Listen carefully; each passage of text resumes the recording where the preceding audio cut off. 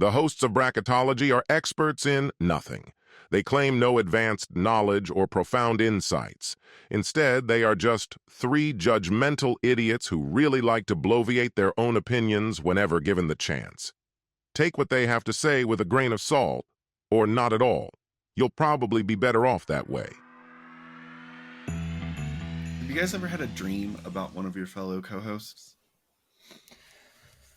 I have dreams all the time. Okay. All the time. Have we ever been in them? Yeah, for sure. Okay. Do you recall? Not explicitly. I think, Scott, you've probably been in my dreams more than Dan has. That's interesting. What does that tell us about our relationship? That I'm often the last person you're talking to before going to bed at night? I mean, it's a likely possibility. It's a likely possibility. I had a dream the other night about one of the two of you. I'll tell you the dream and then I'll let you guess which one of you it was. We were trying to record an episode of the podcast, but for some reason it was only the two of us. The third person was not going to be in this recording, which is weird. But in the process of trying to get the recording going, the person that was in the dream with me could not figure out how to get their microphone working. And then when they did, they couldn't get their camera on and working. And that happened. Then they weren't and they were just having technical issues left and right. And I was so frustrated. I wanted to go through the internet and choke the person. Which one of you do you think it was? It was 100% Matt. Matt, would you like to take a guess? Well, the fact that it's weird that the third person wasn't there means that I was the third person. So I think no offense, Dan, but you do have the most technical difficulties of anybody I've ever met with a podcast. Look, I logged into this recording session before you guys, and the fact that both of you were late made me think that I had fucked something up. I'm not gonna lie. It's just the standard response. It's not even that you have the most technical issues. It's that when you do, it takes the longest to get you to figure out how to fix them. Yeah, look, I am the older of the three of us, and I am the least tech savvy of the three of us. So Dan is older than computers. I am, in fact, older than at least home computers. Nope, all computers. All computers. No, I have a lot of dreams. Most of my dreams are very strange. So I still distinctly remember dreams from my childhood. I had a dream last night, actually, about a girl that I went to high school with. There was an alternate reality involved. There was drifting in cars. I really got to start keeping a dream notebook, a dream journal, I really don't feel like I dream that frequently. If I do, I never recall them. Dude, I can explicitly tell you about a dream from when I was in fourth grade. Wasn't an explicit dream? That's fourth grade? I mean, it was. So I went, so I used to live across the street from my elementary school, and I had a huge crush on my fourth grade teacher, Miss Downs. Okay. Very attractive. But in my dream, Miss Downs. Thanks for listening. Yeah, we know that you're listening. In my dream, we had a parent-teacher conference, and for some reason, my mom left the school without me and went home. Then I went home, and then I found out that my mom and my dad were talking with another set of parents that were very clearly vampires, very clearly vampires. So you couldn't see the reflection, or you saw their teeth? No, I just knew. I had a vampire sense. They had a sparkle to them. I knew that they were vampires. They also had a daughter, that was my age, who was also a vampire. So I went outside, and then I was got to get away from these vampires. But then the daughter appeared on the other side of the lawn. So I ran away from the daughter. We used to have, because I was in Boy Scouts, we used to have these long pine logs, sticks, for tents and stuff to the side of our house. So I grabbed one, threw it at the daughter, because that's how you kill vampires, is with wood. She disappeared immediately, But at that exact moment, the parent vampires came out of my house, saw this, freaked out, got very angry. I started being like, no, she tried to kill me. I don't know like I was just defending myself. And then she reappeared behind me and I woke up.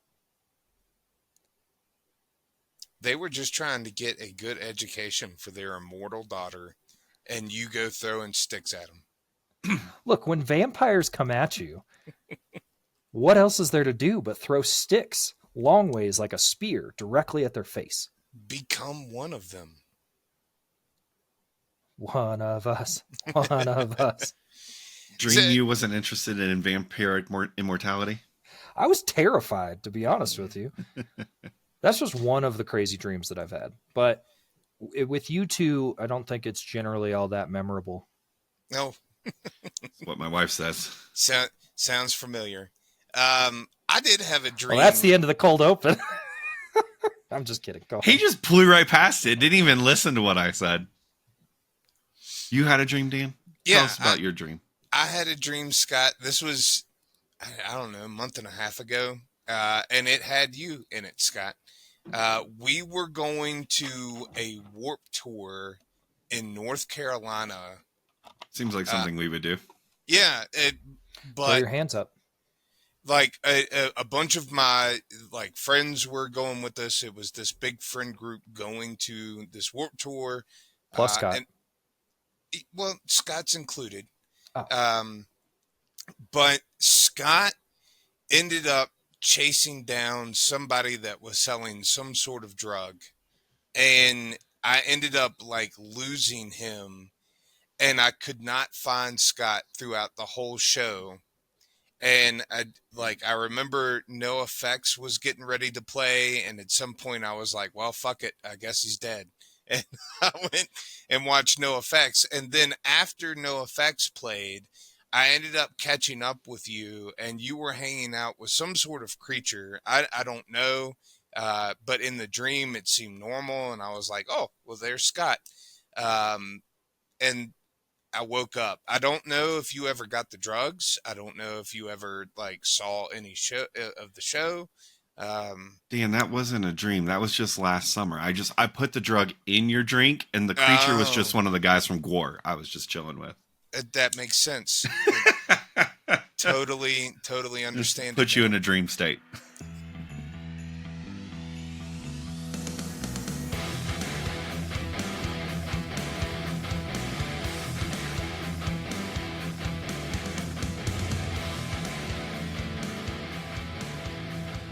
Hello and welcome back to Bracketology, the podcast that definitively decides all things tournament bracket style. The only Diddy I roll with is Kong. My name is Scott. I am the speediest of your needs, Matt Robinson. And I am the elderest scroll, Dan Default.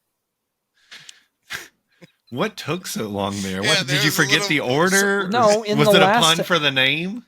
It was in the last episode. You got all angry at me about angry. The last episode I edited at the time of this recording. You got all angry at me for not giving my last name, and then you immediately just Scott. Did I not say my last name just now? No. Yeah, you didn't. That's true. Anyway, welcome to round 3 of our best video game franchise bracket. We have 4 death matches, I guess, coming up as we progress through this round. Gentlemen, what do we have to look forward to? Or where do we want to start? Before we get started in this, I do want to just bring up one conversation. I want to use this as a public forum to shame one of us. Oh, no. I feel targeted. I like how you So- just assume it's you. Yeah, We- well, it's usually me. We play video games quite frequently, the three of us, generally with each other. So we, just for those of us listening that maybe haven't played video games with us, we like to play some Fortnite, we play some Rocket League. We've been known to play Payday in the past and others. Scott and I have both gotten into streaming a little bit more frequently. Mm. and there's a new game that him and I have started to play together. Yeah, it's new to us. Have started to play together. That's creepy as fuck. It's called Demonologists, and it is a ghost hunting game with pretty damn good graphics. One of us has refused to get into the game, considering they're not the scariest little bitch on this podcast in me. So, Dan, are you going to get Demonologist? Come play with us. That's not appealing at all. Play with me. That's less appealing. You sound like Woody Woodpecker trying to be scary. Look, I watched your guys' stream playing that game. It does look genuinely scary. It is genuinely scary. I don't Scott like screamed last night. I don't like the jump scares that come out of that. And usually by the time Scott gets on to play, it's already like 1:00 in the morning. And I have a bedtime. I have to get up early most days. And it would become difficult to sleep in a dark room, having just had my heart rate increased by said jump scares. Just buy some extra strength depends for both yourself and your dog. And then you can hang out and play with us.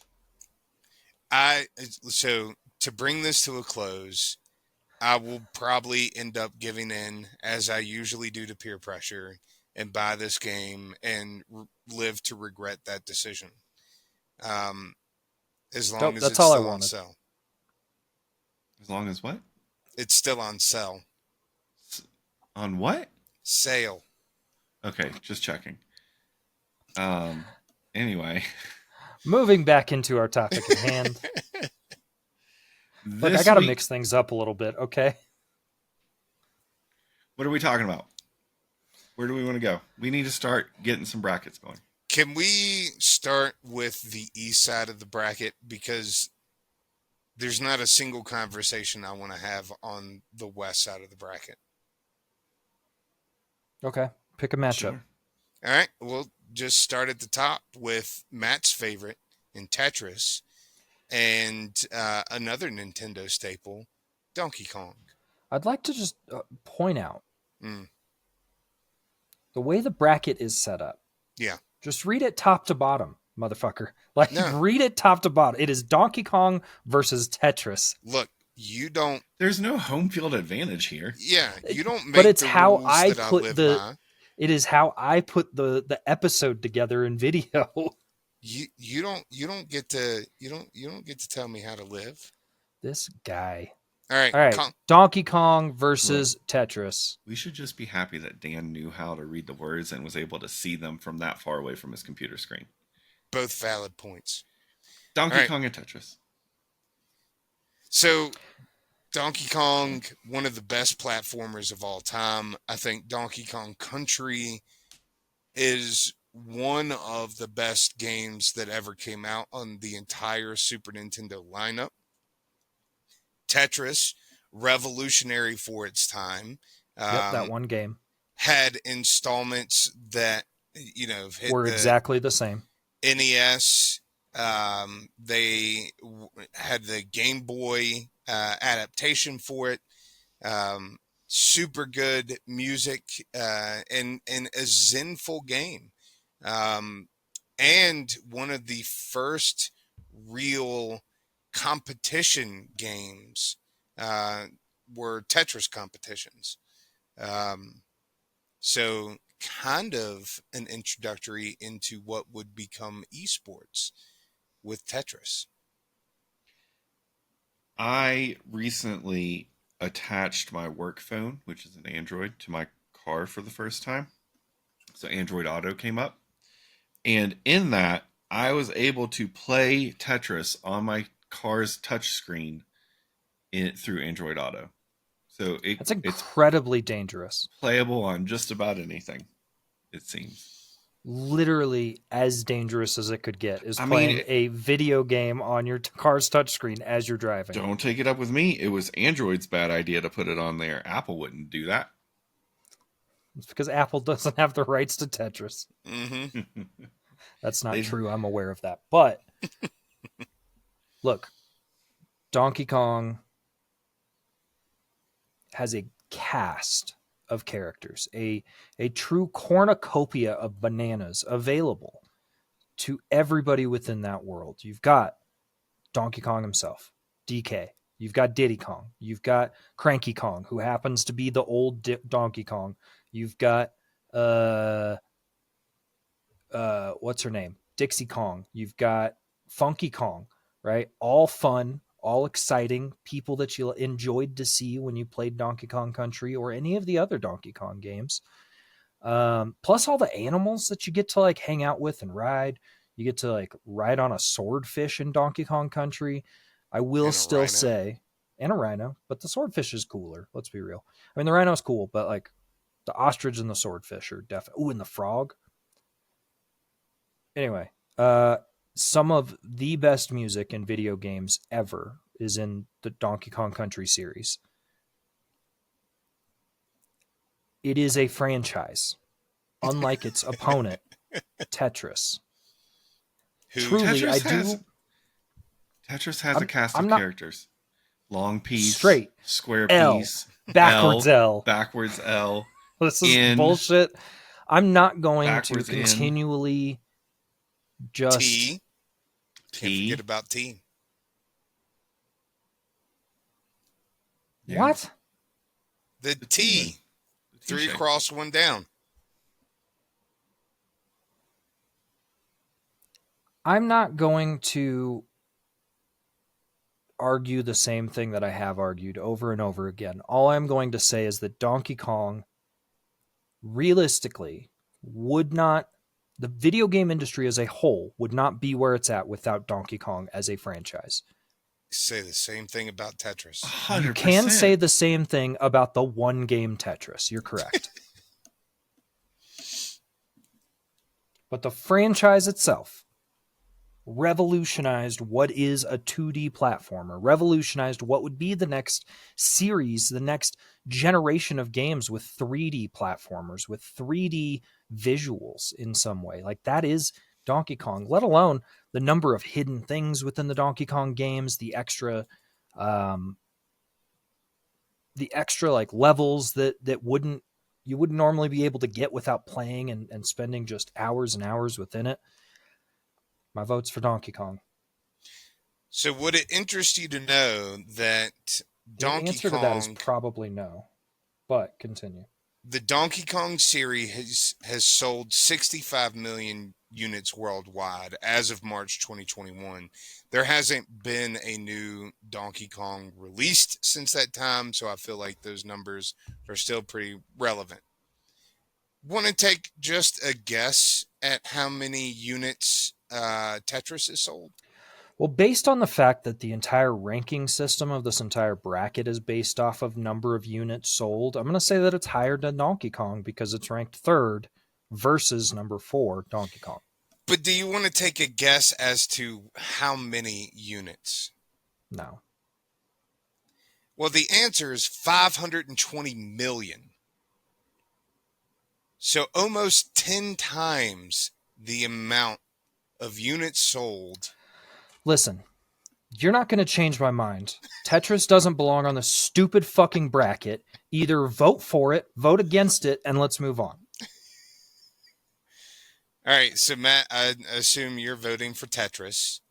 I already he said my literally vote. said my vote is Donkey Kong. I know, I'm just trying to poke the bear. Scott, who are you voting for?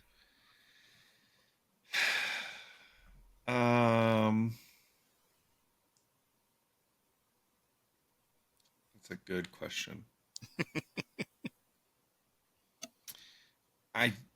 From a longevity standpoint, I think it's pretty clear Tetris leads in that category and will continue to.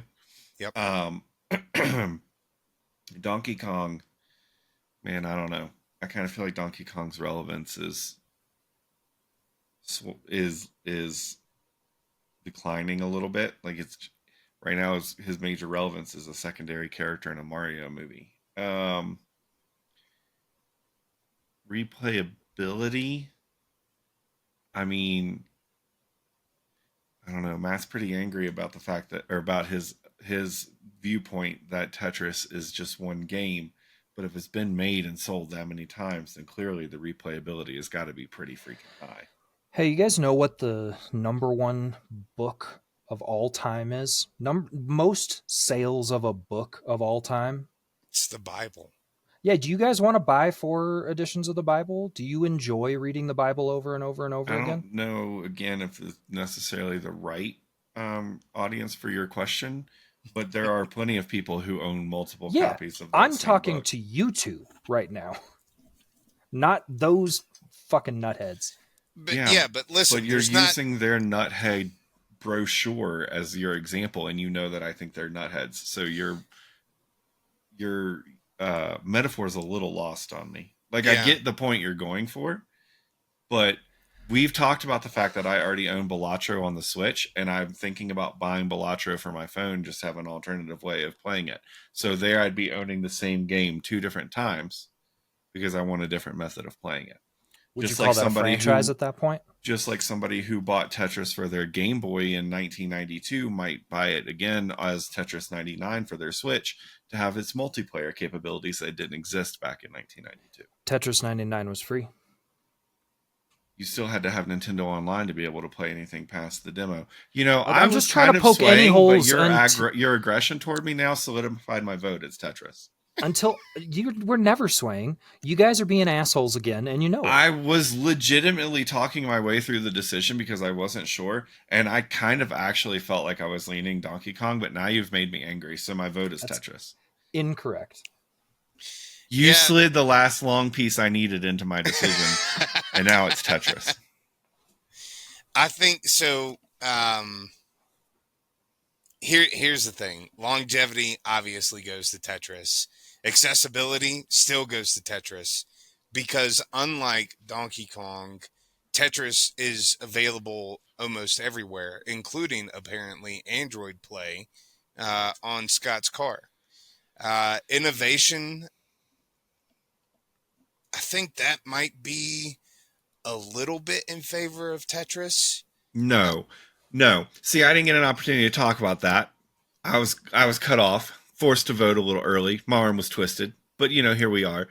I didn't get to talk about innovation, but innovation does not belong to Tetris at all. Not even fucking close. Because Matt's not wrong. The core fundamental of the game has been the same over and over and over and over again. Donkey Kong has expanded. I mean, even when it first came out, the 3D characters on a still background to give that effect, that was a massive jump in innovation. And then to have kept up with being a generation behind like all of Nintendo is, but Donkey Kong's been right there with it. Like, there's innovation there at more than what Tetris has provided. But all of that was a moot point. My vote's still Tetris. And I think I interrupted you. I'm heated now. so. Tetris launched in 1998. No. Tetris was developed by Nintendo and released in Japan in 1998, North America in 1998, November 18th. It didn't hit Europe and Australia, which is apparently where you grew up, until 1999. So I think we're thinking about something a little bit incorrectly here, because that launched in 98. No, you're not. No. Tetris was developed in the 1980s, and it was licensed for Nintendo for the Game Boy and NES in 1989. Its first release in the US period was in 88. It was licensed for the Nintendo in 89. Hey, you guys know when Donkey Kong's initial release date was? Okay, yeah. That's the point that I was getting to, is that Donkey Kong's been around since 81. So I think longevity actually goes to Donkey Kong. Okay, sure. If you're saying innovation goes to Donkey Kong, then that leads it to kind of a split with accessibility going to Tetris, and I think replayability. Well, my vote's Donkey Kong. As much as I want to make Matt mad, I can't vote Tetris over Donkey Kong. Sorry if that disappoints you, Scott. No, no. Honestly, I feel like I was trying to have the same conversation And then Matt interrupted you. with a rough metaphor, man.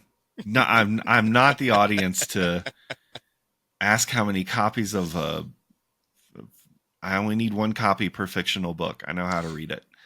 But if we were to this start, episode's gonna get us in trouble with some people. if we were to start a religion, would it be based on Tetris or Donkey Kong? 100% Donkey Kong. It'd be about fitting all the pieces of your life in an Together. organized manner together.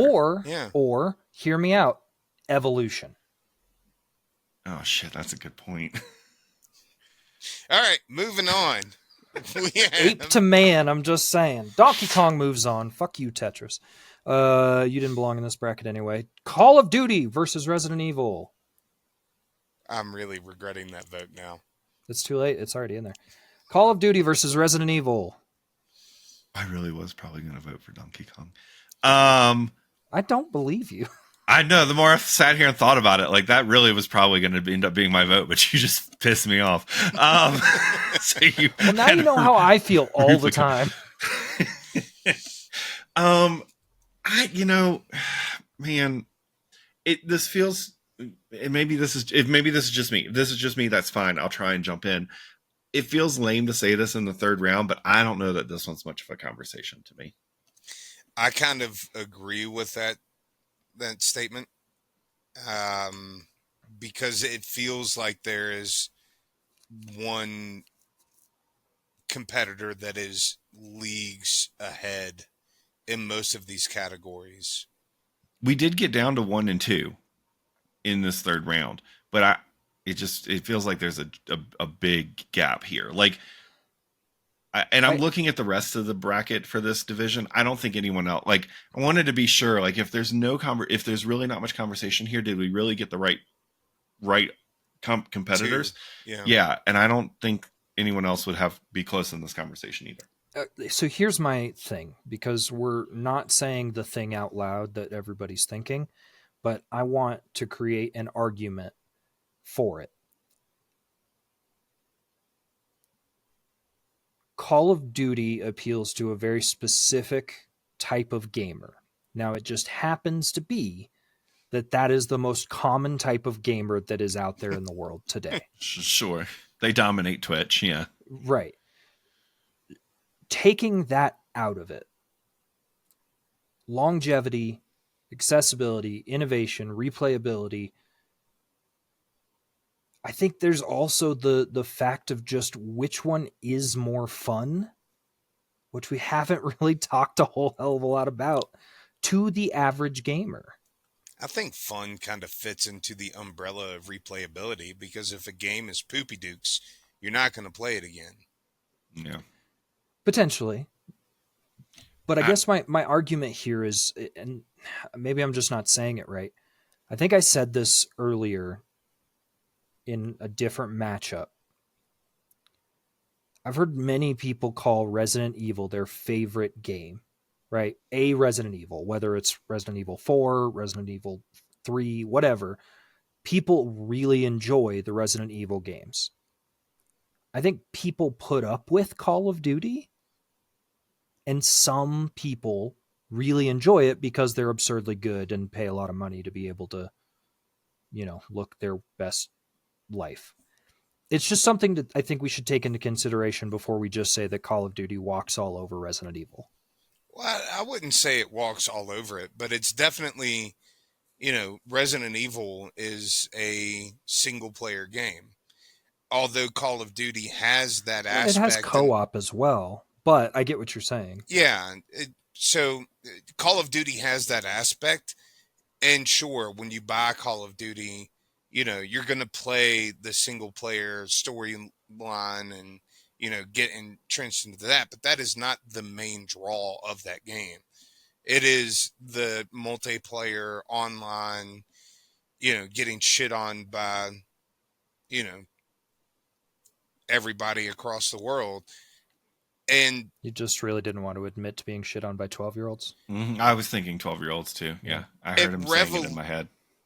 Call of Duty revolutionized that. So I think the similarity between these two games is that you are a character and you shoot things, but that's basically where it ends. And unfortunately, for me personally, my gaming style, I love single player games. Like, give me a good game that has a great story and I can sink hours into it. That's going to be where I spend most of my time because, again, I don't like being shat on by 12-year-olds and then getting teabagged and told my mom's a whore, right? Unless you're in real life. Not my preferred way to spend the precious time off that I do have to spend towards video games. So if I were voting for my preference, Resident Evil would actually get this win, but I've got to take myself out of it. And when you're talking about innovation, Call of Duty, like, pioneered that multiplayer online functionality and has been the leader of that ever since.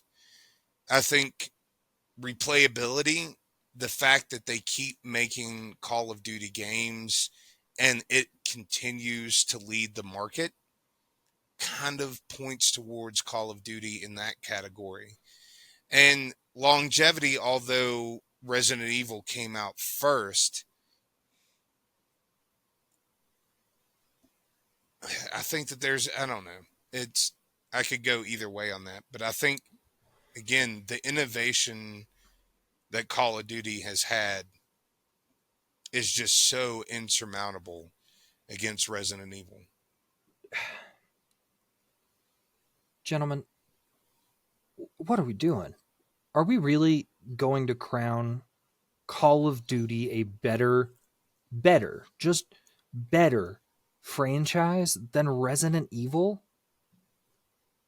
Just because it has a ton of players on it, just because it comes out every single year, just because it, yes, did revolutionize what has become the esports and Twitch and streaming and all of that kind of, it started that off, but is it really a better franchise?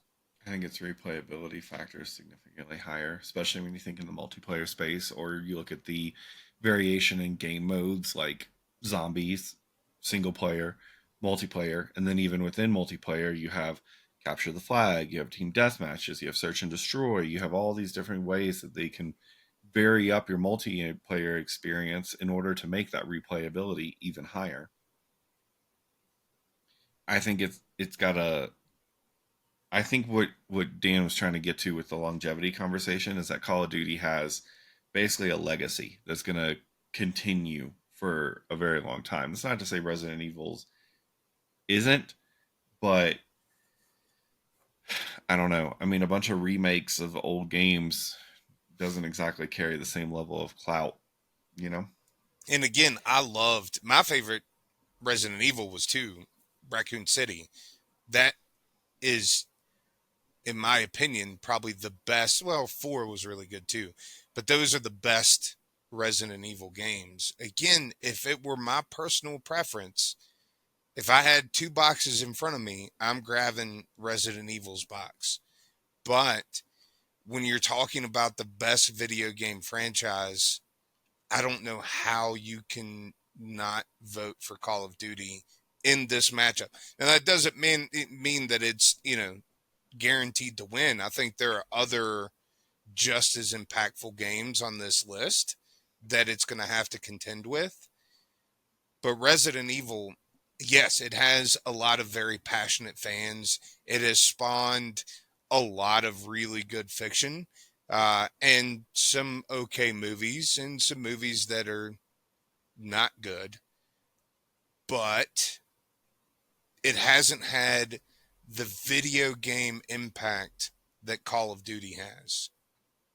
And that's kind of what we're looking at here. So is that your vote? That is my vote. Call of Duty. I mean, I think for the sake of reading between the lines with the 4 pillars that we set up as being the grading block for what is the best video game franchise of all time, I don't feel comfortable saying that Call of Duty is towards the top of that list. I think I'm going to vote for Resident Evil because it is a better game franchise.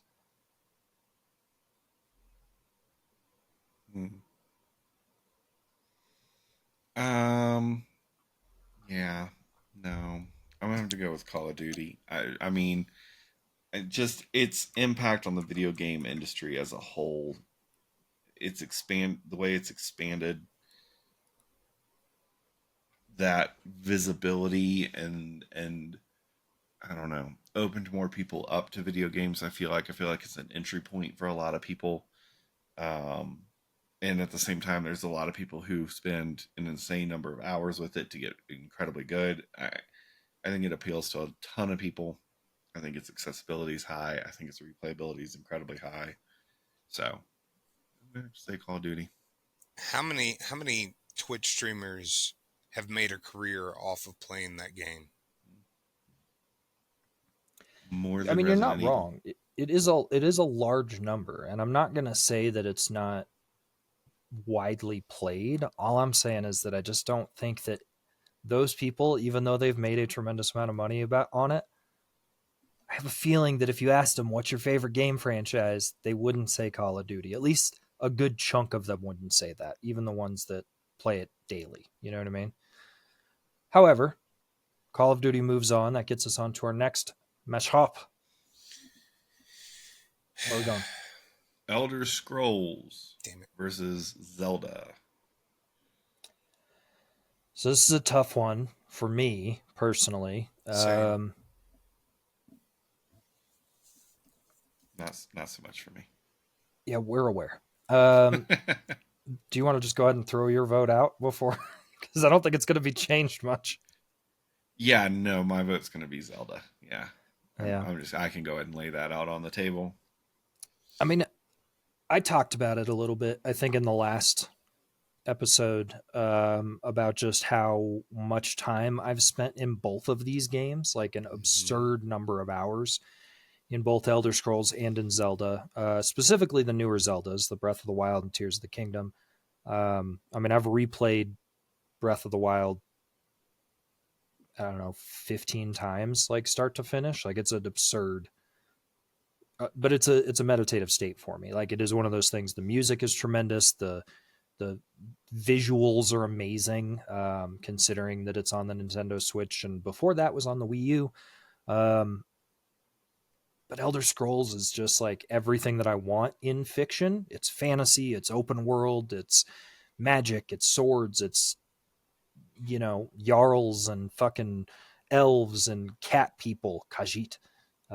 It's everything that I want in fantasy. I mean, it's Elder Scrolls. Did you say there's Jarls? Yeah. No shit, there's Jarls. Yeah, man. Yeah, you got to check it out. You Hey, can be Dan. friends with some of the jarls. Hey, Dan. What's a Jarl? Google it. Okay. It's a leader of a city or a homestead. Oh, okay. It's almost like I don't know if it actually, I think it comes from like I thought it was Norse- a mythical creature. No, No. it's just a political position. Yeah, it's a political position. It's like the Okay. king of a village. I had no idea. It's mayor. But it's such a good, like the thing about Elder Scrolls is even going back to, I mean, I'll go back to Morrowind as kind of my entry point to the game. Like the cities are set up, the ecosystem is set up well, the way that realistically in a city you have a jarl or a mayor or a person who's in charge of the whole thing, and they have servants and they have children and they have, you know, like it's intricate as fuck. And Like you're usually involved in like the dirtiest little secrets in all of those locations, right? They're having you do everything from kill fucking rats in a stock house to finding out, where the wife of somebody went. Or trying to help you keep a secret that they happen to be a werewolf. Yeah, like, but let me ask a question. If Zelda didn't exist, and believe me, I don't want to spend time in this world because I love that game. If Zelda didn't exist, would Elder Scrolls be there? Because hear me out. Zelda was the first like open world, explore as you want world. That you had a set number of dungeons. Yeah, that you couldn't get in. I'm talking about the very first Zelda, which is the blueprint that every other Zelda has followed. But you could explore dungeons as you wanted. Some of the later dungeons you couldn't get until you got items from earlier dungeons, but it was basically a choose your own adventure for the first time in a video game platform.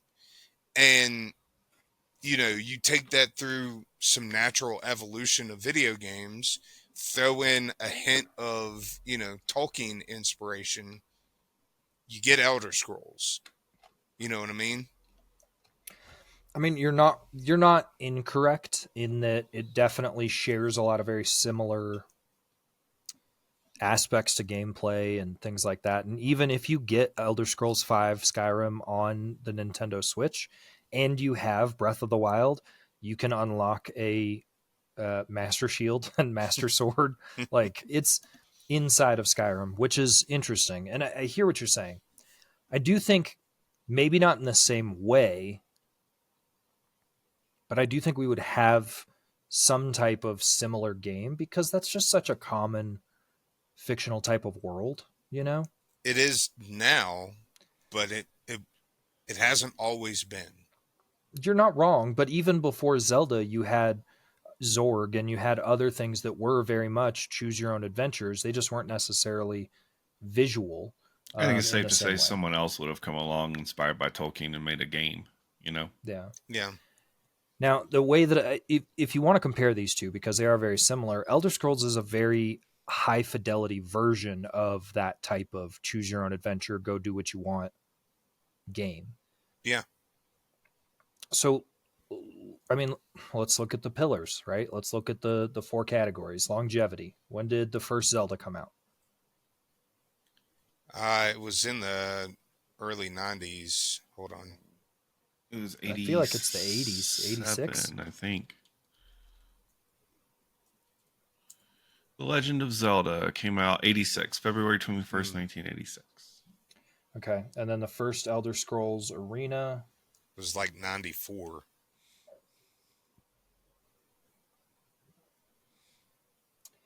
came out. It's 31 years old today. So yeah, 94. Pretty impressive, to be honest, Dan.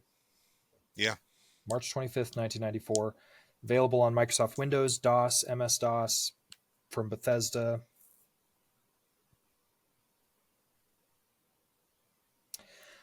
So Zelda's got longevity. Accessibility, Zelda was only available on Nintendo except for the CD-ROM Zeldas, which I don't know how much research y'all have done into. Oh, those were awful booty games because they also had a Mario. Yeah. Yeah. That one's even more forgotten, is the Mario CD-ROM version. It's because they're both cheeks, dude. They're so bad. Did you call them cheeks? Yeah, like butt Booty cheeks. No, I got that. I just wanted to make sure I understood what you said. Yeah. I've never played these games. I haven't heard they're much about them. Awful. The CD games? Oh, dude, you should YouTube some.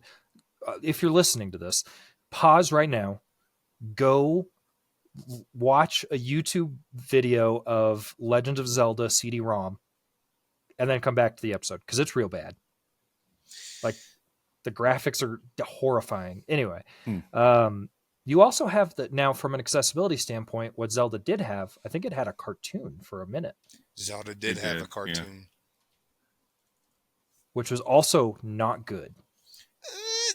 Pump your brakes a little bit. I grew up and I loved that cartoon. But again, Zelda was the first game that really captured me as a kid. I absolutely loved the concept of exploring a world. Like, you are in the first Zelda, you are plopped into this map, and you have absolutely no direction. It gives you a little bit of a story about having to find the princess or save the princess, and what the Triforce is. But that's it. And then you walk into a cave, and the iconic words, "It's dangerous to go alone. Take this," right? Um, Well, I think though that's to counterpoint is that I think that's what kind of turned me off from the first Zelda game is how much lack of direction there was, especially in that for what it did for the system, for considering how the NES kind of was. It would have been nice to get a little bit more direction in that type of visual, because then you're just walking around aimlessly until a fucking guard with a lance decides to just kill you, and then you're like, all right, what the fuck's going on? And I think that was kind of my issue with some of those early on Zelda games. See, I disagree, and this might be like where our age difference, came about, because 70 years or so. by the time you got into gaming, I'm going to Retire. assume. By the time you got into gaming, I'm going to assume that the Nintendo Entertainment System was at least one generation old, right? Like, I started gaming on the Atari, and I remember when the Nintendo was launched, and then getting that, that Zelda game, and it was groundbreaking. And that was nice to explore in a video game without having these like guardrails up. You weren't platforming, you weren't going from level 1 to level 2 to level 3, and that was groundbreaking.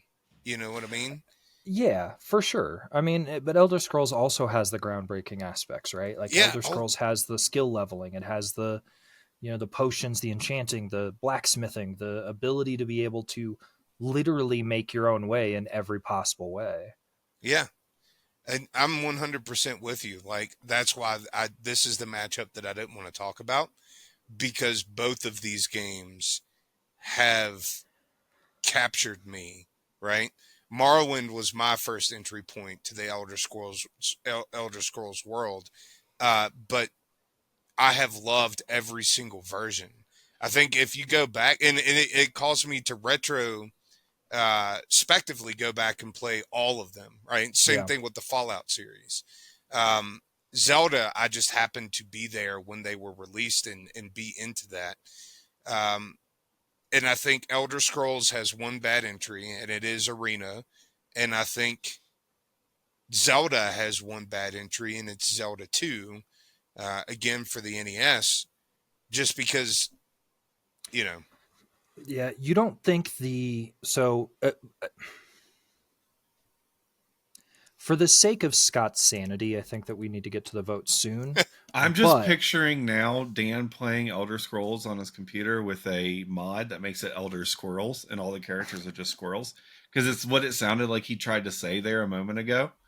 It's the Elder Scrolls. Yeah, he like messed up saying scrolls, and it sounded like squirrels, and then I just started picturing Elder Squirrels. So I've just been on my own little tangent in my head. I mean, I think that here's my final argument, because I do think that these are easily weighted.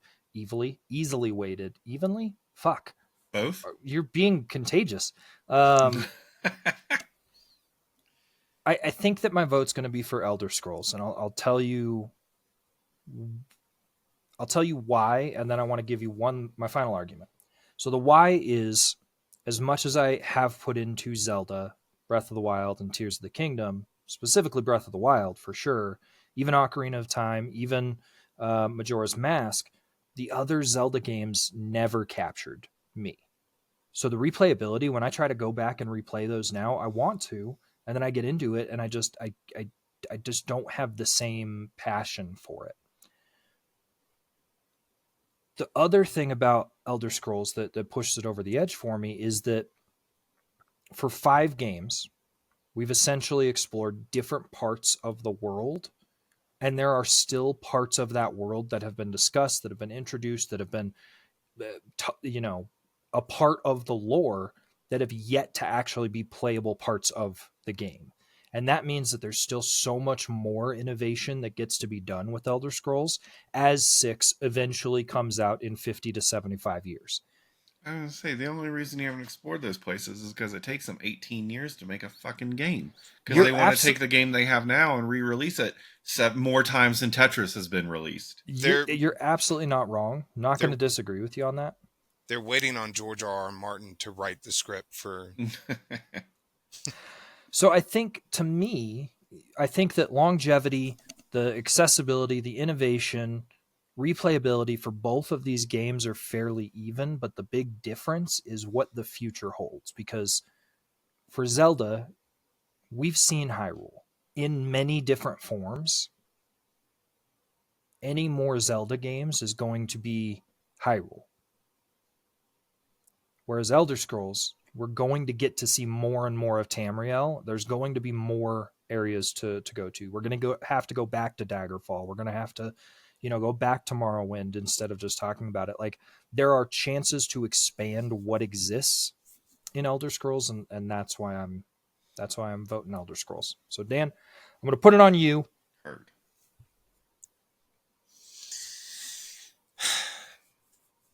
I feel like either one of these, I'm like chopping off a hand. Because again, these are 2 games that I have loved.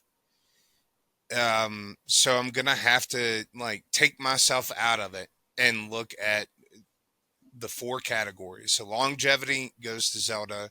It's been around longer. Accessibility probably goes to Elder Scrolls. But my thought is when you're going to a Comic-Con or you're driving around, you're going to see a car with a Triforce on it, right? You're not going to see... Before you say what you're about to say, I have seen many a decal of just the handprint. Yeah, but not nearly as many as you see the Triforce, or the Master Sword, Master Shield. T-shirts that say it's not safe to go alone and have the guy in the cave. I mean, we're talking the original Zelda date came out in 1986. It's almost 40 years ago, and you're still seeing a character that you talked to once on T-shirts and coffee mugs and stuff like that. So even though it has been relegated to just the one system and one terrible CD game, I think it is accessible enough to the general population. Innovation, again, both of them are groundbreaking, but Zelda did it first. But it didn't do all the things. It didn't. I'm not trying to interrupt. But it did all the big groundbreaking things that opened the door for Elder Scrolls to come in. My vote. It's going to Zelda. All right. One match to go. On. What do we got left? What do we have left? This is the one I'm probably most dreading. Grand Theft Auto, GTA versus Halo.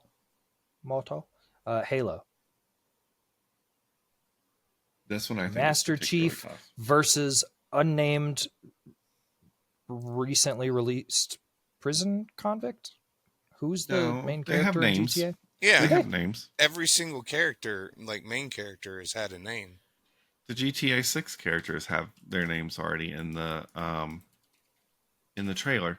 Speaking of games we've been waiting way too long for. Lucia and I don't remember the Jason. Oh, Jason and Lucia. very original. Jason. I mean, I don't know. This one, to me, both of these games I've played, both of them were in the past. I think we talked about it. I could see myself playing Halo again if y'all played Halo again, but that's about as... I have the Master Chief Collection. So do I. It's Game Pass. GTA, though, like I recently, semi-recently, like within the last year and a half, downloaded they had a bundle on the Nintendo Switch for GTA with like 3 Vice City and 4 maybe it was 4 Vice City and something. I don't know. Yeah, I know what you're talking about. And I got San them, Andreas. and I was like, yeah, I'm gonna play some GTA. And then 10 minutes into it, I was like, all right, time to go back to something else. Like, just because it didn't capture me the same way that it did when I was 13 years old. But that's just me. Mentally, I'm I don't know. still 13. Well, you are still 13. Yeah. Strangely, you're like Benjamin I got Button. nothing. Yeah, Benjamin, but you're like Benjamin Button. I think that, we talked a lot about the multiplayer influence that Call of Duty had or has still today. Mm-hmm.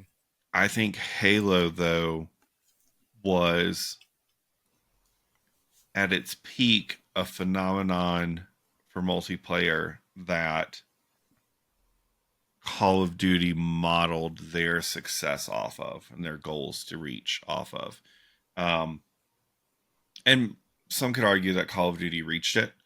But man, I mean, my vision of what like LAN parties were all revolve around taking Xboxes and playing Halo. Like that's what we did. There were multiple occasions where we had 4 Xboxes, 16 players spread out across multiple rooms with Ethernet cables running everywhere so we could play these giant Halo matches. And then it moved online, and that opened it up even more. But the links that we would be willing to go to play that game in multiplayer were, it was a bit labor intensive, but it was worth it. And then you look at things like Red versus Blue and kind of the influence that it had, and even still today, like there was a TV show not that long ago. But I do feel like from a video game perspective, it has, it's fallen off. The most you see from it these days anymore are the re-releases or, like I said, the Master Chief Collection or whatever. But as far as like a new original game that's captured any kind of market, like that's been a long time ago. Grand Theft Auto, on the flip side, and again, even just from genre and topic, Halo, you're talking space adventure, first person shooter, aliens, etc. Grand Theft Auto, third person, much more grounded in reality. You're playing as a criminal or some reality. You're playing as a criminal or multiple criminals.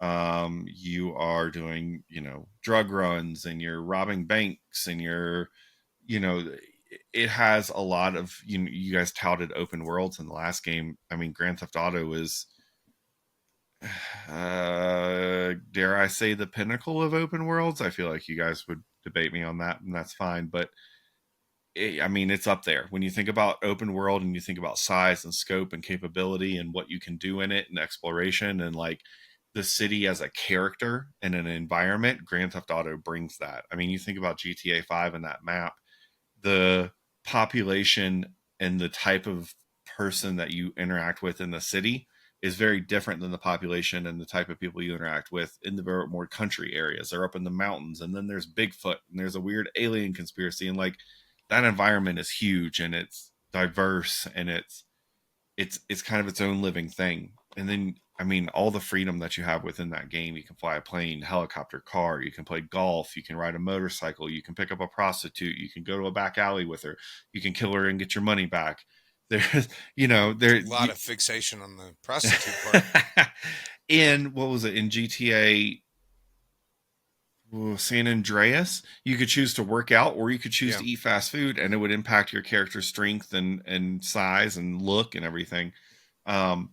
In the multiplayer GTA, the character customization, the haircuts, the clothes, the car customization, like there's so much freedom and capability with that game, and people have built on it and created these whole role-playing communities out of it. Mm.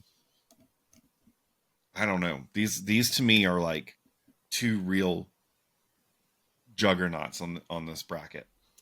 Do you think that the issue with Halo not having like a real flagship game recently, like a real one that's really captured the attention of fans, is just how good the original Master Chief story was?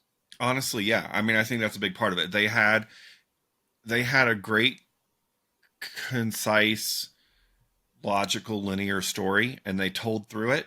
And then Microsoft was like, more money, please. And then they Yeah. just had to try and, churn stuff out. It's the same thing like with Lost. When that show first came out, the creators were like, it's only going to be 6 seasons. We have a story that is 6 seasons. And in reflection, maybe it should have been 5. But like, they had a set, and then that was it. No matter how popular it was or how much ABC wanted it to keep going. And Halo didn't have that. They had to keep going. They had to keep, which, I mean, I think tarnishes the legacy of Halo a little, I think. Yeah. I think the interesting part is that if Halo would have ended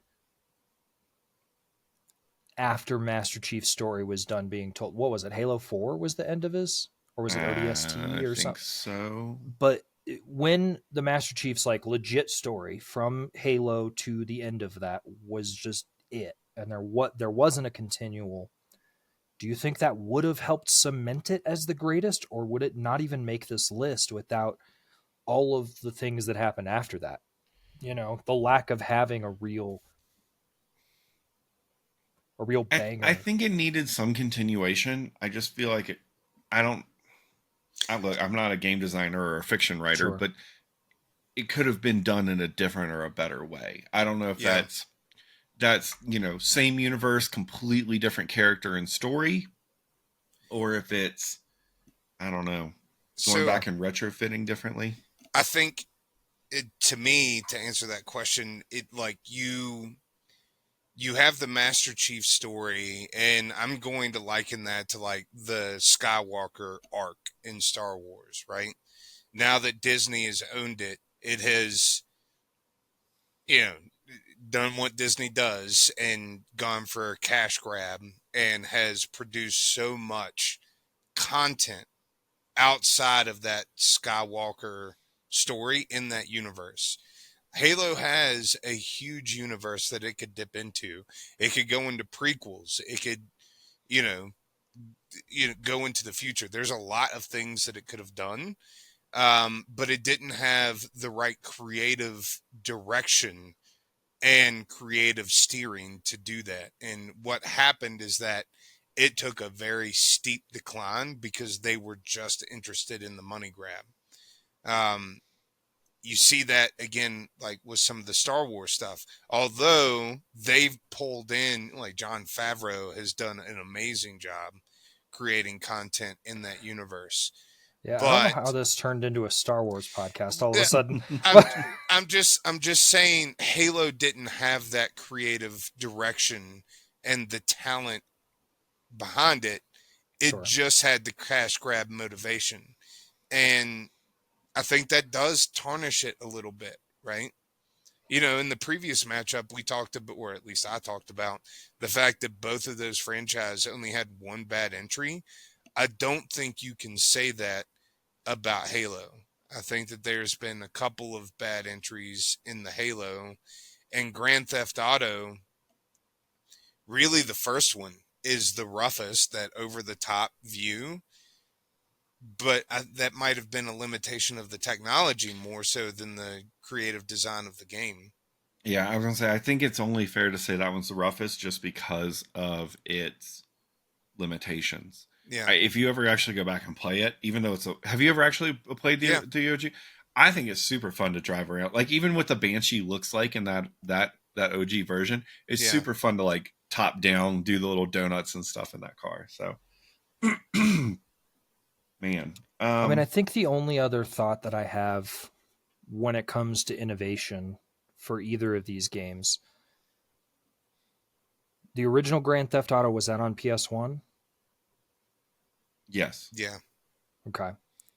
So then Grand Theft Auto, was it Grand Theft Auto 2 that launched with the PS2 or 3? I think it was 3. Hold on, let me look. GTA 3 came out October 2001. So yeah, that would have been. So yeah, it would have been PS2 because that came out in 2000. So I think that one of the things that Grand Theft Auto is definitely got going for it is that it helped to lift the PS2 and what that technology could do. Mhm. Like it helped showcase what the PS2 is capable of. With Good news. Halo, I don't think that you have the Xbox without Halo. Like I don't think I don't think it gets as a successor in the 360 if Halo wasn't a success. You know what I mean? One of the other things we've been talking about accessibility a lot as far as like how many platforms is it available on and you know literal physical ability to play it. But when I think of accessibility, I also think of like the how does the game or the franchise serve as an introduction into the world of video games? Like, is it a welcoming video game for someone who's new to the idea of games to play?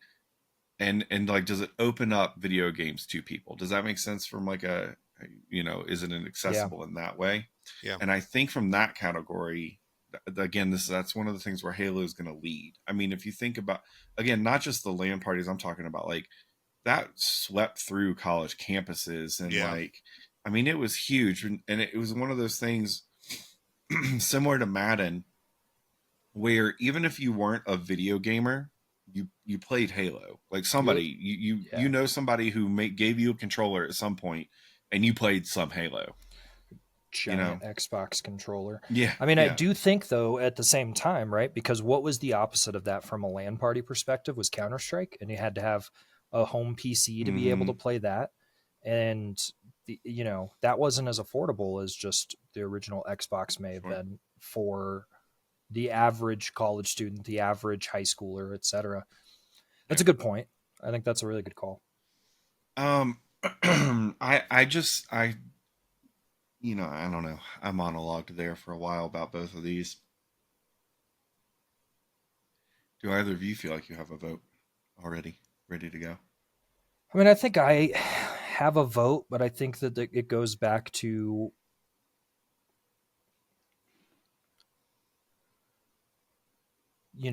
kind of trying to take everything into account as much as I can, being the expert that I am not. I think that my vote would go towards Halo, just mainly because of familiarity, what I see in what Halo brought to video games. In that, again, I don't think that it would be the same. I don't think it would be the same community that it is today without a Halo and its success. So as I can recognize everything that Grand Theft Auto has done and what it's still doing, and honestly, sometimes it is better to just not put out 1,000 games and wait for the next big one. But it's really hard to beat that original story, man. Master Chief has something going for him. You know what I mean? But have you played through the storyline of like? Did you play all of GTA 5 storyline? I never played GTA 5. Dude. I mean, in the storyline of Vice City. Well, Yeah. San Vice City. Andreas, all of the storylines have been amazing. See, but here's I mean, for me at least, it was when when I would have been picking Grand Theft Auto or something else to play, I picked Tony Hawk Pro Skater. You know what I mean? Like I picked, like it was around that same time, and I went a different direction with it, and GTA just never stuck with me. How about you, Dan? I mean, so I'm really kind of torn because I think if we were voting on most iconic franchise, Halo would get the win because you see Master Chief everywhere, right? That IP, you know, the helmet, all of that, even the fucking song, right, Yeah. is everywhere. But I don't know if that's enough to push it in the best video game franchise, because I think Grand Theft Auto is a bigger, more inclusive video game. I think, and the numbers bear this out, since it's the number one seed in this division, Grand Theft Auto has a broader appeal. And I think, cheat codes have been around forever, but they are a steady part of the Grand Theft Auto world. I mean, lowering your wanted level, getting all the weapons, materializing the tank. There are so many things that you can do, and the exploration. And Rockstar is so good about putting little Easter eggs throughout their worlds. Mhm. And that carries over into everything Rockstar does, right? Red Dead Redemption is great for that too. Can we just take a moment to reevaluate, as three cisgendered white men talking about inclusivity in a game that is 99% cisgendered white men playing it? San Like- Andreas was Playing it. I'm just playing saying, it, yeah, is but that like, is there really that much inclusivity to Grand Theft Auto? Like, I don't know many women that got into GTA. That's just me. I'm truly asking. Like, it felt like a very definitive statement without any information. The number of units that GTA has sold speaks to the broad appeal of it. Now, I don't know the demographics of the gamers that play it, but I have to imagine that in the 420 million it's 420 million copies the game has sold. That has to have, I think it's important for us to recognize when you say a very inclusive game, like we're taking our own perspective into account, is what we're saying. No, that's all. What I'm taking into account is how many games that are sold, right? 420 million copies of the GTA series have been sold worldwide versus the 81 million units of Halo franchise that have been sold worldwide. And when you're talking about number of games, they're kind of equal, right? So that to me means that Grand Theft Auto has a broader appeal. So GTA is getting my vote. There are 12 Halo games. The more I've sat here and thought, I do, and I think Danny made some really good points that really kind of threw me over the edge. I think when I think about GTA as a whole, maybe I'm trying to remove myself from it some, but maybe this is me being a fanboy of Rockstar. You think about the visuals that come with those games, and they are amazing. Like the cityscapes that they build, and you see where people go in and they take like photographic looking screenshots of the game because they get such a great job building those cities and building them out. And then the character models and the voice acting that goes into it. A lot of people have given Rockstar a lot of shit for taking so long to make GTA 6, me being one of them. But I can respect it because I think when they do that, they do such a damn good job at making such a damn good product. The soundtracks for those games are always awesome. The driving mechanics are exactly what you want them to be. The gun and aiming mechanics are exactly what you want them to be. The general movement, the storyline, the variety in missions, the number of things you can do, even the way that they don't take themselves too seriously, like you were talking about with the Easter eggs and stuff. I remember in, I think it was GTA 3, there was an area where you could like jump up on a trash can and then on top of a door and then get through a wall, and then you'd be in this back alley that you weren't supposed to get to. And they found it in testing. They found it. And instead of fixing it, they put a little graphic there that said you weren't supposed to be able to get here, you know? Like, they could have fixed it. It probably wouldn't have taken them much time and effort at all, but they leaned into it a little bit because it wasn't hurting anything. Acknowledge your players that immerse themselves in the game enough to be able to find it. And that's exactly what they did. Even the cheat codes that they come up with are perfect. Get your wanted level wherever you want it to be. Enjoy the game the way you want to. Get rid of your wanted level immediately. Spawn whatever car you want. Again, enjoy the game how you want to. Like, they leaned into that. And I just feel like I have clearly very high hopes for GTA 6. God forbid it ends up being like a cyberpunk situation, because I'm going to be a devastated, insufferable person for a month after if that happens. But everything they've done has been so good, so consistently. And I think that GTA 5 being as relevant in the conversation as it is today, 10 years after its release, and as excited as everyone is for GTA 6, I can see people being just as excited for GTA 7 and GTA 8. And I hope I'm around long enough to see GTA 10. But, like, man, it has a longevity. It has... My vote's clearly for Grand Theft Auto, I think.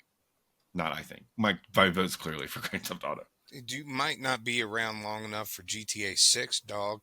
But, like, you better hope that they get cryogenic freezing, because GTA 10, that's going to be like near the year 3000.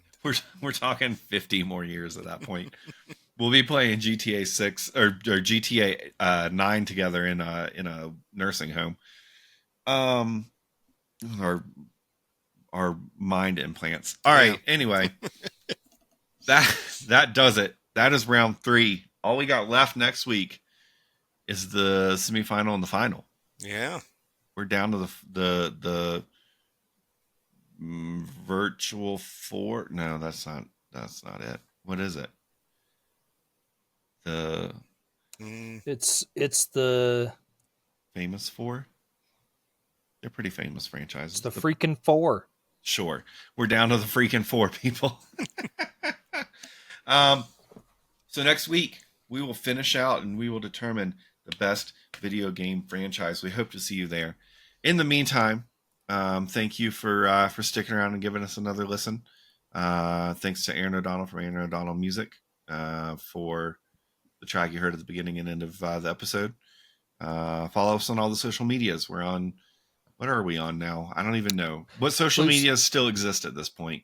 Blue Sky? Yeah. It's the only one that we know for sure is not. Yeah. We're probably still on the Meta-owned ones, but that's really just because, like, they're the most populous at the moment. Yeah, we have to be. We don't really want to be on those anymore at this point, but we are. If TikTok is still around, even that one's questionable at this point. It's very fishy. Who knows? But either way, try and find us on social medias. I think we'll probably still be on YouTube. Who'd have thought 10 years ago that we'd be saying, hey, go to the Google-owned platform YouTube and just interact with us there. Yeah. We also have a Discord. That's the least evil one. Yeah.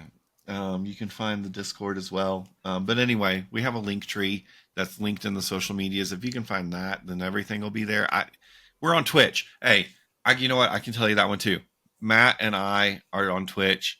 Dan might figure it out one day. Right now, it's just a recurring joke that he's not. But for on occasion, we're there. I think that's it. Do we have an episode? Is that everything? Well, no. Mario Day and the live cast. That's right. Coming up, let's see, on Monday, March 10th, we will be doing a live bracket broadcast. We're going to determine the best Mario game live on Twitch. You can find us on there at bracketology_Scott, bracketology_Matt. Again, TBD. Yeah, we'll get Dan figured out. But join us March 10th. Live broadcast, 7 p.m. Mountain Time, I think is what we said. 7 p.m. Mountain Time. So yeah, we'll be there. Now is that everything? That is everything. Check out our merch. We don't have merch. All right. Like and subscribe. Who are you? Once again, for the record, I want it on record. The only Diddy I've rolled with is Kong. My name is Scott Grubb. There you go. I'm the speediest of your needs, Matt Robinson. And I am still the elderest scroll. He's Damn gotten the fuck. elderist. Yeah. I've gotten elderer. He's got an elder. Bye-bye.